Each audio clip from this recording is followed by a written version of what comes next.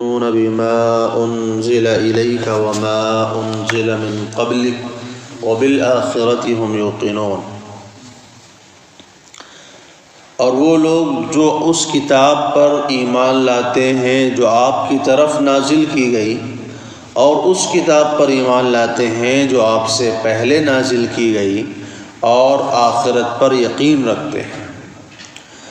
اللہ تبارک و تعالیٰ نے اس سورت کے شروع میں اپنے مومن بندوں کی اور ان مومن بندوں کی جن کو اللہ تعالیٰ نے متقی کہا ہے، اور متقیوں کے بارے میں جگہ جگہ قرآن کریم میں آیا ہے کہ متقی لوگ ہی جنت میں جائیں گے، تو ان متقیوں کی صفات بیان فرمائی تھی کہ وہ ایمان بالغیب رکھتے ہیں، یعنی اللہ اس کے رسول کی تمام باتوں کو مانتے ہیں بغیر دیکھے ہوئے، یعنی بغیر اس کو آنکھوں سے مشاہدہ کیے ہوئے ان چیزوں کو مانتے ہیں، اور وہ نماز قائم کرتے ہیں اور اس چیز میں سے خرچ کرتے ہیں جو ہم نے ان کو عطا کیا ہے۔ عبادتیں تو بہت ساری ہیں، لیکن اللہ تعالیٰ نے یہاں پر صرف دو عبادتوں کا تذکرہ فرمایا ہے، ایک تو نماز کا اور دوسرے اللہ کے راستے میں خرچ کرنے کا، اور دیگر عبادتوں کا تذکرہ نہیں فرمایا۔ حالانکہ متقیوں کی صفات میں وہ بھی ہے، جیسے روزہ رکھنا ہے، حج کرنا ہے، قربانی کرنا ہے، نذر ماننا ہے، صدقہ خیرات کرنا ہے۔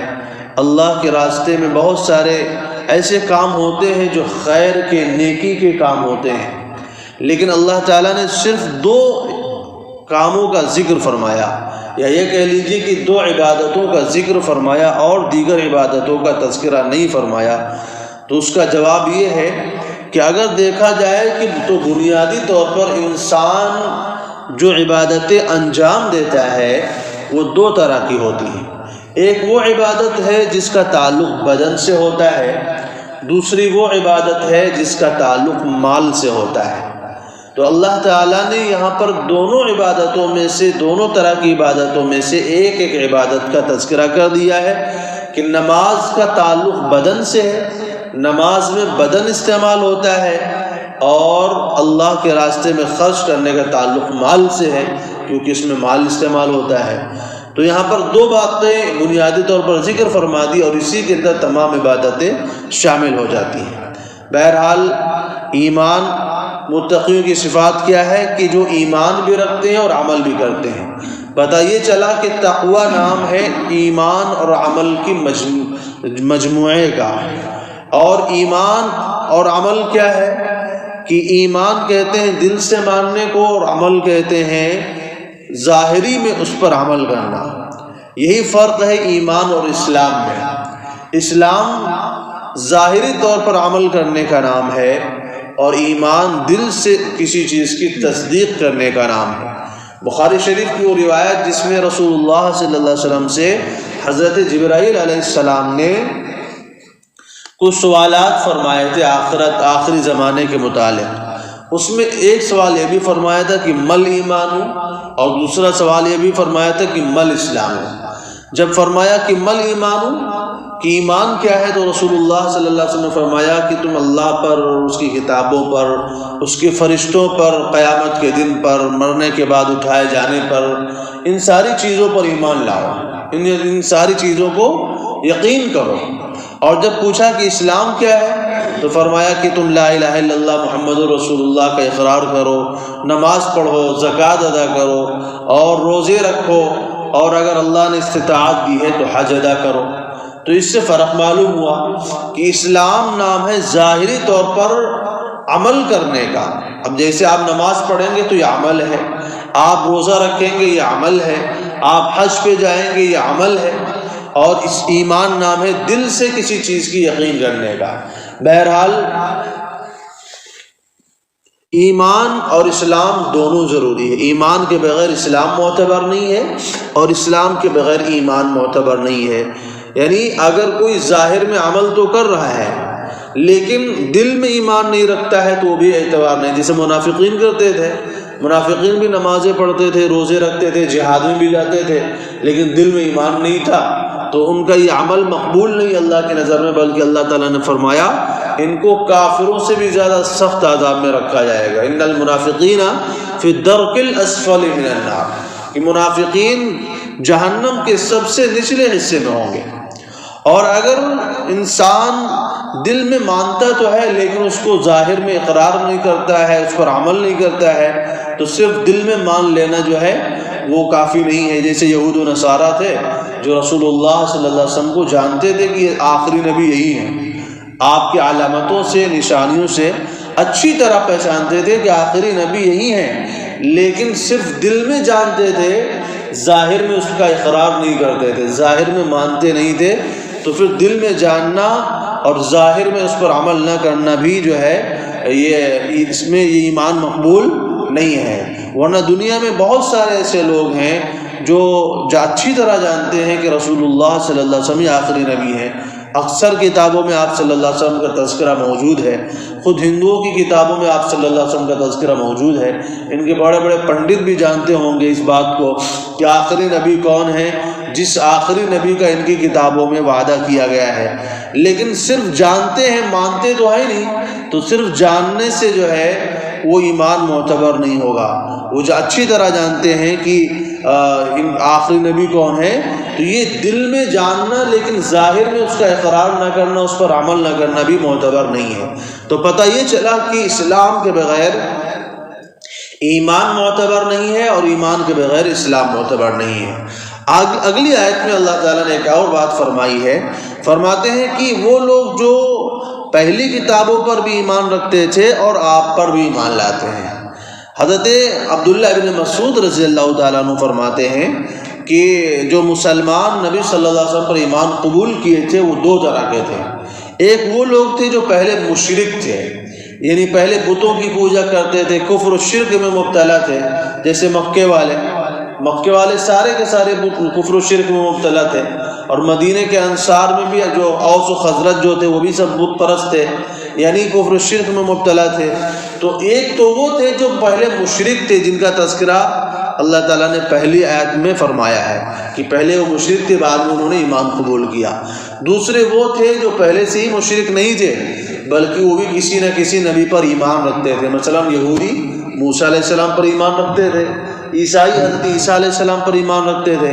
اب اس میں سے بھی کچھ لوگ مسلمان ہوئے. تو یہ وہ لوگ ہیں پہلی طرح کے لوگوں کا تذکرہ اللہ تعالیٰ نے پہلی آیت میں فرمایا ہے. اور یہ وہ لوگ جو پہلے نبیوں پر بھی ایمان رکھتے تھے، بعد کے ہمارے جب قرآن نازل ہوا تو قرآن پر بھی ایمان لائے، ان کا تذکرہ اس آیت کے اندر فرمایا ہے. اور رسول اللہ صلی اللہ علیہ وسلم نے حدیث میں فرمایا ہے کہ ایسے لوگوں کو ڈبل اجر ملے گا. ڈبل اجر کیوں ملے گا؟ کیونکہ انہوں نے پہلے نبی کی شریعت پر عمل کیا ہے، اس کا اجر ملے گا. جب یہ لوگ مشرک تھے تب یہ اس وقت جو ہے پہلی نبی کی شریعت پر عمل کرتے تھے، اور اب چونکہ آخری نبی آ گئے ہیں تو اس پہلی شریعت پر بھی عمل کیا، پھر اس نبی پر بھی ایمان قبول کیا. تو دو طرح کی شریعتوں پر دو شریعتوں پر عمل کرنے کی وجہ سے اللہ تعالیٰ انہیں ڈبل اجر عطا فرمائے گا، دوہرا اجر عطا فرمائے گا.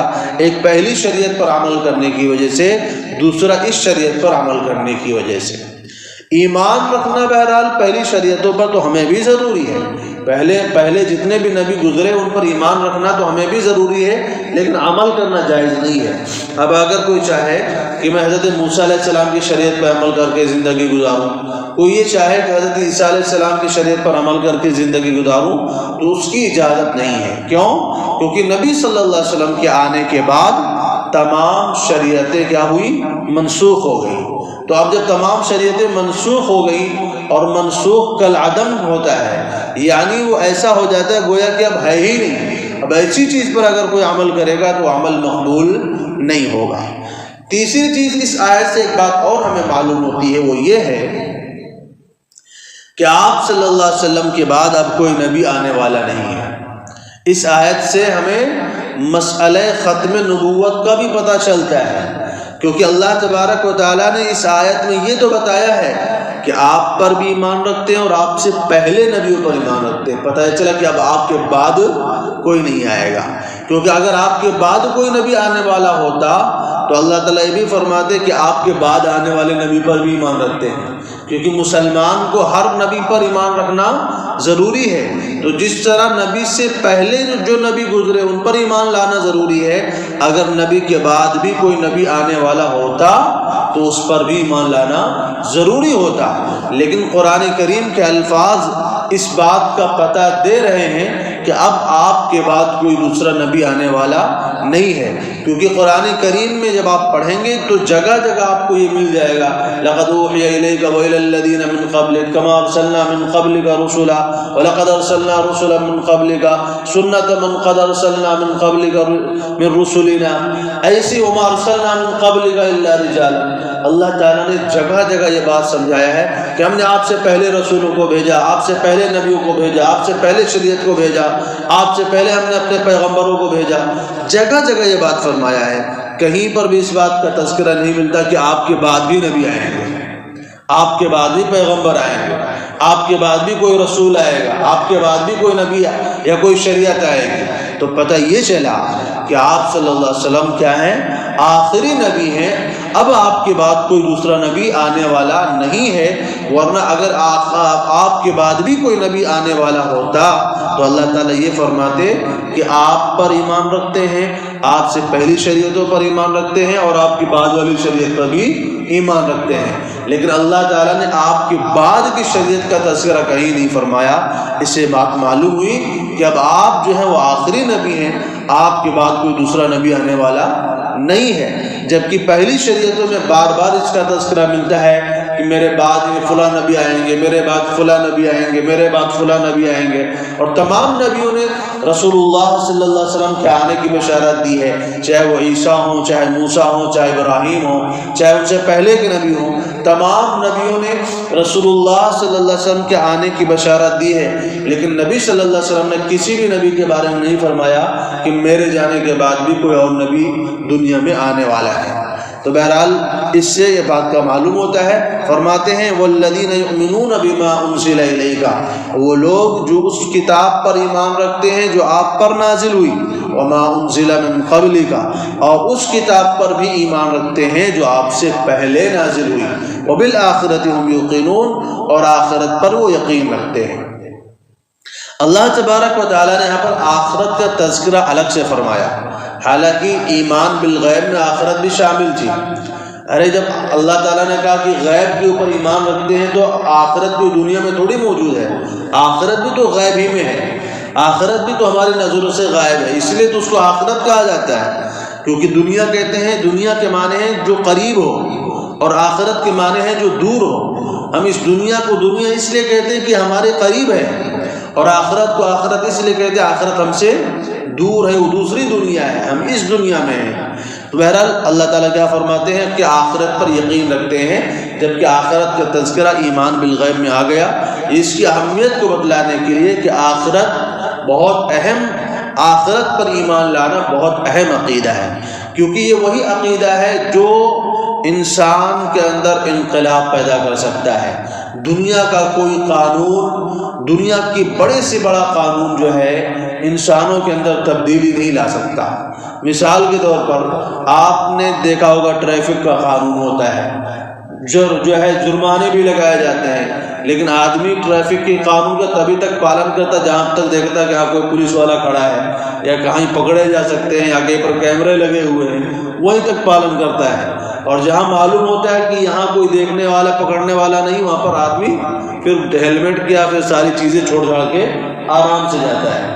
تو پتہ یہ چلا کہ دنیا کے جو قانون ہوتے ہیں انسان اس پر تبھی تک عمل کرتا ہے جب تک کوئی پکڑ کا اندیشہ ہوتا ہے، اور جیسے اس کو معلوم ہو جاتا ہے کہ اب یہاں پکڑ کرنے والا کوئی نہیں، پھر اس پر کوئی عمل نہیں کرتا ہے۔ اور جو بدماش ٹائپ کے ہوتے ہیں تو ان کو جیل بھی ڈالو، جرمانہ بھی ڈالو، ان کو کوئی فرق نہیں پڑتا۔ شریف آدمی بھی ایسا نہیں کرتا ہے، شریف آدمی بھی وہیں تک جو ہے اس قانون پر عمل کرتا ہے جہاں تک اس کو خطرہ ہے۔ لیکن آخرت پر ایمان ایک ایسا عقیدہ ہے جو انسان کے اندر تبدیلی لا سکتا ہے۔ مکمل طور پر اگر قانون پر عمل کرنا ہے تو انسان کے دل میں اللہ کا خوف ہونا چاہیے اور آخرت کا یقین ہونا چاہیے، کیونکہ جب انسان کے دل میں آخرت کا یقین ہو جائے گا تو انسان کہیں بھی رہے گا، گھر میں ہو، باہر ہو، بازار میں ہو، اکیلے میں ہو، تنہائی میں ہو، دن میں ہو کہ رات ہو، یہاں تک کہ رات میں اکیلے کمرے میں بند ہو، وہاں پر بھی جب انسان کوئی جرم کرنے کی کوشش سوچے گا تو اس کے دل میں خیال پیدا ہوگا کہ میرا اللہ مجھے یہاں بھی دیکھ رہا ہے، میرا اللہ مجھے یہاں بھی دیکھ رہا ہے۔ انسان پہاڑوں میں چلا جائے، جنگلوں میں چلا جائے، پہاڑ کے اندر کسی غار میں چلا جائے اور وہاں جا کر کے جب کوئی جرم کرنے کی یا کوئی برائی کرنے کی کوشش کرے گا تو اس کے دل میں فوراً اس بات کا یقین ہوگا کہ میرا اللہ مجھے یہاں بھی دیکھ رہا ہے۔ تو جب ہر وقت ہر جگہ پر انسان کے دل میں اس بات کا استحضار ہوگا کہ میرا اللہ مجھے دیکھ رہا ہے تو تب وہ جو ہے جو برائیوں سے بچ سکتا ہے، جرائم سے بچ سکتا ہے۔ اس لیے میں نے عرض کیا کہ آخرت پر یقین و عقیدہ ہے جو انسان کو تمام برائیوں سے بچانے والا ہے، ورنہ دنیا کا کوئی قانون جو ہے دنیا سے برائیوں کو ختم نہیں کر سکتا۔ دنیا میں قوانین بنتے ہیں، بگڑتے ہیں، بنتے ہیں، بگڑتے ہیں، لیکن جرائم میں اضافہ ہوتا جاتا ہے۔ جو لوگ آخرت کو نہیں مانتے ہیں، مرنے کے بعد کی زندگی پر یقین نہیں رکھتے ہیں، جن کی نظر میں صرف دنیا ہی کی زندگی ہے، وہ جھوٹ، فریب، دغا بازی، قتل، چوری چماری سے باز نہیں آ سکتے، اور ان کی نظر میں دنیا کے قانون پر اتنا ہی عمل ہوتا ہے جب تک پکڑے جانے کا خطرہ ہوتا ہے۔ لیکن ایک مومن جو ہوتا ہے، جس کے دل میں اللہ کا خوف ہوتا ہے، وہ ہر حال میں اس بات کا لحاظ رکھتا ہے اور ہر حال میں برائی سے بچنے کی کوشش کرتا ہے۔ بہرحال یہ چند صفات اللہ تعالیٰ نے ذکر فرمانے کے بعد فرمایا اولئک علی ھدی من ربہم، یہی لوگ اپنے رب کی جانب سے ہدایت پر ہیں، واولئک ھم المفلحون، اور یہی لوگ کامیاب ہونے والے ہیں۔ یعنی جن لوگوں میں یہ صفات پائی جاتی ہیں انہی لوگوں کو ہدایت یافتہ بھی کہا جاتا ہے اور انہی لوگوں کو کامیاب بھی کہا جاتا ہے۔ اللہ تبارک و تعالی ہم سب کو عمل کی توفیق